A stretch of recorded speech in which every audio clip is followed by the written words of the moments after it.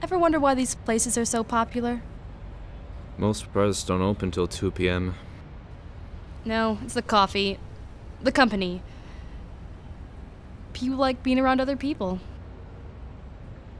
Nothing's better than drinking the labors of exploited third world workers. All for $1.89. You need to update your rhetoric. It's still 1990s based. I drink to become alive, not to become anonymous. What makes you come alive? Two things. Spewing outdated rhetoric, and of course, being the center of attention. How are you so flawed? I prefer colorful. It comes from not having a voice, as Pete Townsend so eloquently puts it in, behind blue eyes. Where would you prefer to be? That's a fascinating question. My first answer would be more of a when than a where. So I have to say, when two people meet, does the venue really matter? See, that's the thing about you. You can never be bothered to make sense. A normal conversation. I'd like to have one at least once. A normal conversation? I thought we were having one. Have you ever noticed how affection, true love in the perceived sense, isn't pure? See, this is what I'm talking about. Do most people have these kinds of conversations? What? You have an agenda of discussion.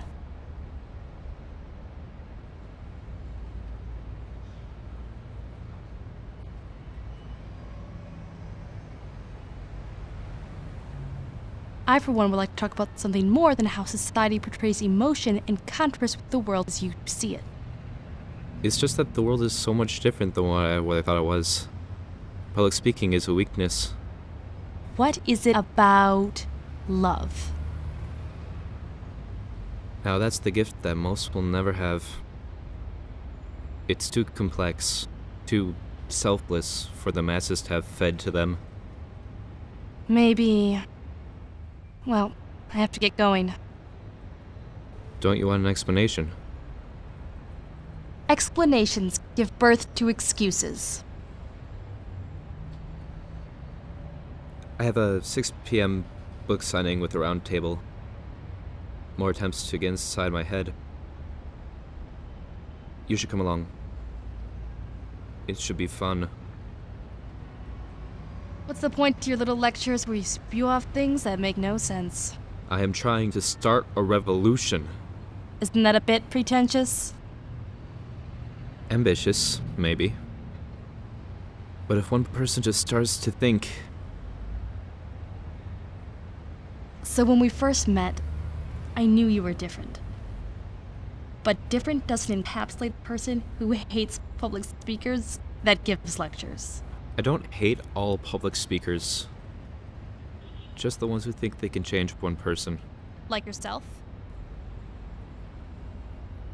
A certain level of self-delusion is critical for the artist to survive.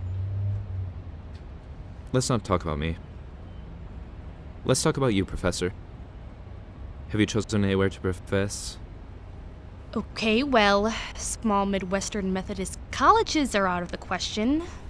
Small Midwestern colleges are breeding grounds for date rape and housewives who aren't willing to do special things for their husbands. That's the thing, you take a completely PG-13 conversation and turn it into NC-17. No. I have a point. You see, frat mentality, young men in groups, can lead to two possible outcomes. The first being a circle jerk, the second being a Fortune 500 company, both equally perverse. So I think what the problem is isolation from the urban environment. Okay, so how about women from Midwestern colleges? The women in isolated areas, say 50 miles or more from an urban center, they tend to travel in packs, and the women all read Cosmo, afraid to do the 10 things that will turn the mates on, but like to, generally speaking, know what those things are. It's the carrot in front of the horse. So it's about sex. This is the Midwest we're talking about here. It's a fellatio society. People, for the most part, accept what's been forced down their throats. How about the Northeast? You mean New England? In New England, people are much like Southerners, except they have a guilty conscience. Do you believe your own rhetoric? It isn't rhetoric. Others people's self-delusions. Revolutions of the future will be without bloodshed. What a noble idea. That's not a good thing. Revolutions without repercussions are empty. Why is that the only repercussion that matters is that of blood? Blood is where it begins. Beginnings are the inspirations of legends. Endings are that of reality. I would gladly spill my blood for any cause worthy. If the cause is just, you shouldn't have to.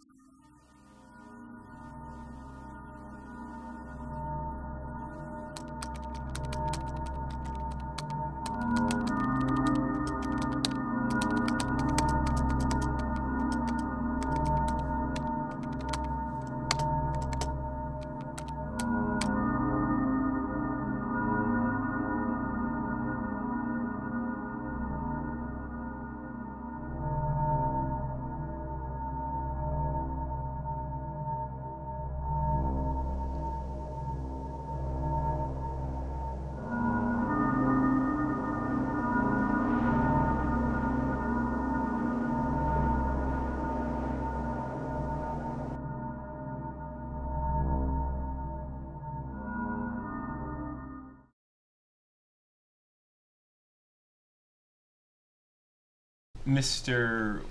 I have no convention. Whatever your name is. We have a very lucrative deal.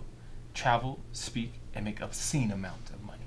And just how much money will you make? An equally obscene amount of money. Will I be able to do everything I've ever dreamed of? You'll be able to do everything we've all dreamed of.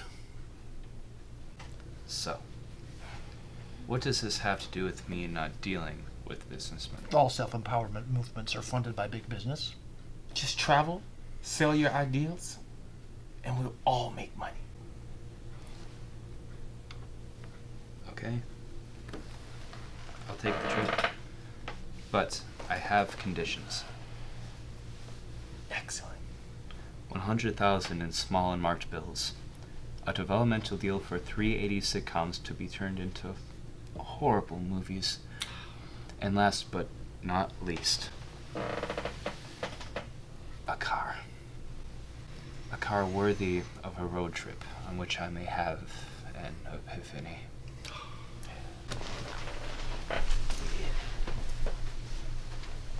I've made all my money. Don't go changing to try to please me. I love you just the way you are. What's the point? To what? This trip. It's some metaphor for life. You see, this is a fictional analogy of the state of the human race in the 21st century. That makes no sense whatsoever. Weakness can be exploited, but only by the strong. Humanity needs something to believe in. Let's travel. Sell the message. Make the legend.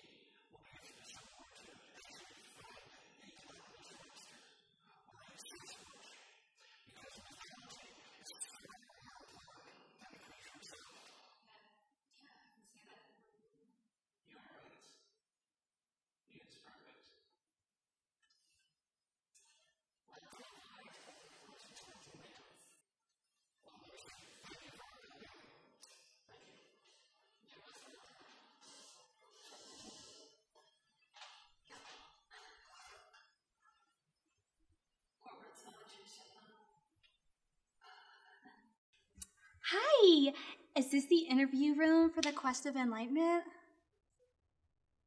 Please have a seat, Miss De La Cruz. Monique De La Cruz. Well, tell us about yourself.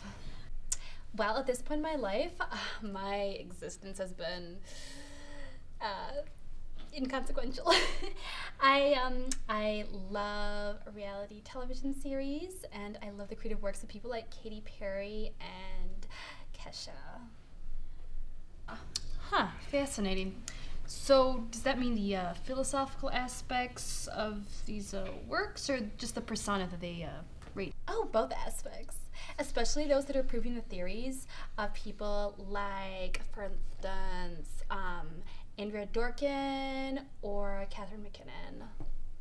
So, subject, verb, object. Oh, object shall become the subject. So, the cost of, self-respect, is it worth it? Being a groundbreaking thinker is always dangerous, okay? Kesha is a Simone de Beauvoir of the 21st century. Interesting.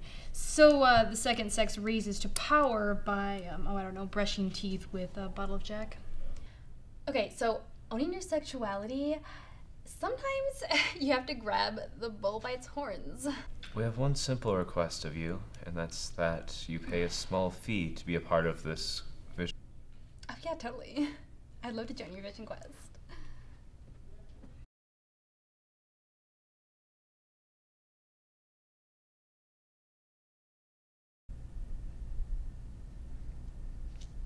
$750,000 in small, unmarked bills.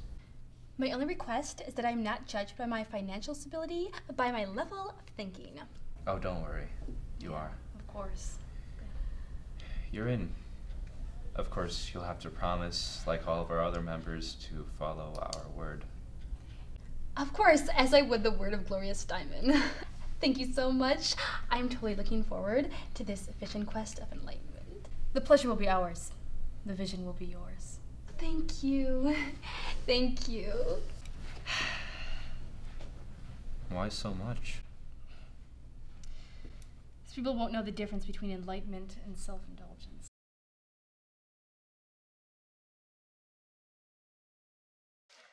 Are you aware of the dangers of enlightenment? I'll ask the questions here. What do you seek from life? What does anybody seek? Peace? The answers to life? I have no answers. I'm just a writer trying to figure it out. Being pursued by demons means answering the phone at 3 a.m. What's your name? I have no conventional name to speak of. Then how do you get your mail? Names are just a way to separate people. To be of origin is to be alive. Humanity fails when inner beauty dies. Revealing yourself is the only way to truly live. Who are you? That's an awful big question. When we seek vision, all shall be revealed. You're in. Be here Thursday, 7 p.m. The entourage will be departing. Answers to questions can scare us. Questions to answer is jeopardy. No one talks like that. What is your game? I am but an angel in a barber's chair. Hissing wildly into the sky. Isn't that Rimbaud? To be a seer, one must create a new world. From Block 1. Block 0.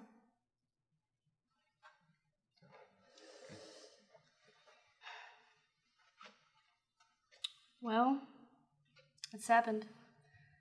Despite all your best efforts, you've reached the one-person minimum. This trip will be revealing. For me. For you. For the entourage.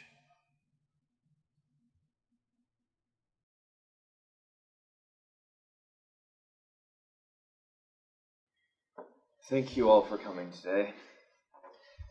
As you may have noticed with your fully functioning brains, Monique is not present because Monique had to shake it off, bitches laters, and zeroing. Anywho, I suppose I should start explaining what we'll be doing. We will be embarking on what can only be described as a fishing quest. We'll go into the desert and find our salvation. There'll be a time for questions later. First, I'm going to tell you a little bit about me. I am a philosopher for the 21st century. My life has been defined by a series of tragic events that I do not have the time nor desire to share with any of you. My partner and I hope to see the world exposed to what it truly is. And the point of this vision quest is not discovery in me, but discovery about yourselves. Only you can find your path, your journey, and eventually your outcome. Now, right to left. Tell the group what you hope to gain from enlightenment. Good day, everyone. I'm Zeke. Hey, Zeke. Hi. I'm an adventure seeker. I've base jumped off of many a mountain. I paraglided from the Empire State Building. I drank from the cool waters of the Amazon River, and I was hospitalized in Venezuela. I climbed Kilimanjaro looking for the Yeti. But the one thing I haven't found is the answer to why do I do these things? What makes the thrill greater than the feat? Have you ever looked death in the eye? Every day. Usually just winks at me, lets me in on the great cosmic joke. Studies indicate that those who seek thrills, such as you, Zeke, are just trying to compensate for their lack of thrills. That the thrill itself fills the void that you have. Oh no, that is not right. Zeke wishes to seek the face of his own mortality. Well, don't know. Now's the time for answers, not questions. Hey, y'all. I'm Jimmy the Carpenter. Y'all might know me from my world-famous stand-up comedy act or my catchphrase, do her right. Good day, Jimmy. I'm here today to find my inner good old boy versus this scared little boy from Rancho Cucamonga that you see in front of me. Hey, I've been with the finest women. I'm the son of John R. Cash and Junior Samples. I'm a man of the people. I was raised on hay rides and good country living. Jimmy, studies indicate that once you start crossing that border there, you start... Hey, nobody wants to hear your egghead bullshit. Just shut up. Jimmy, I'm sorry. I really don't want any trouble. You are sorry. You're going to get trouble. I'm going to do it right.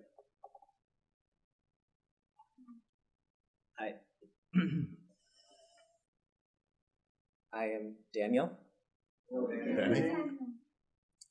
I quest to gain knowledge of the unknown.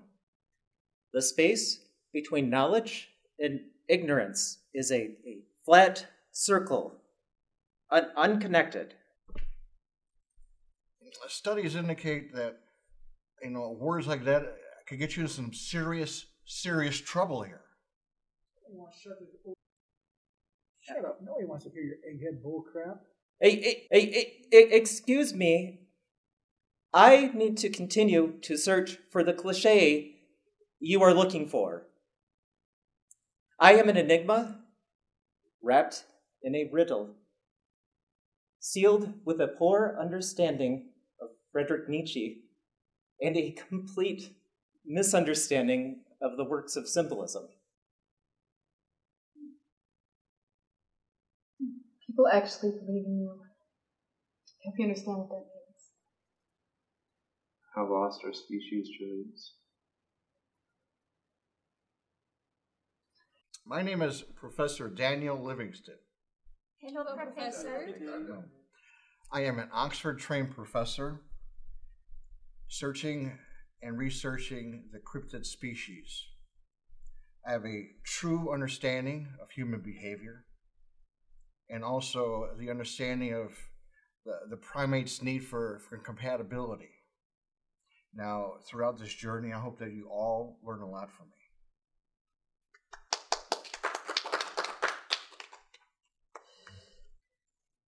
I am Baroness Naomi van Flugenhofen. When many look at me, they see privilege. When I think of my life, I see struggle. It was not easy for me to raise up from the shackles of a family that only owned 2 homes.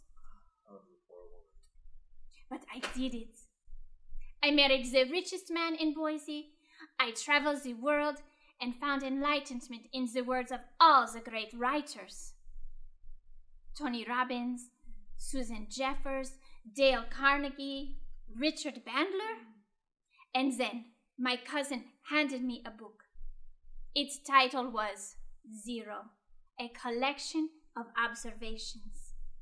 It had no answers, only questions. It was then that I realized that the problems we face, the things that restrict us, are not our fears, but rather our failure to open our eyes and capture our potential. It is these answers I wish to find on this quest. I wish to expose the face of humanity, to laugh, to cry, and to grow. Thank you all. Our journey will be wrought with peril.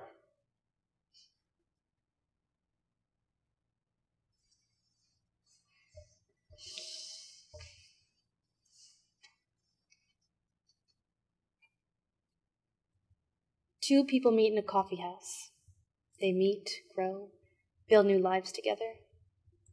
True strength comes from within, not from a speaker or a monologue, from human connection, from understanding. Unplug, disconnect. Don't want to be afraid, hard not to hesitate, but we can't wait to be the change. It's not too late, free from hate. Think of the future that we could create. Face the facts today. There's a better way. Take one step back and say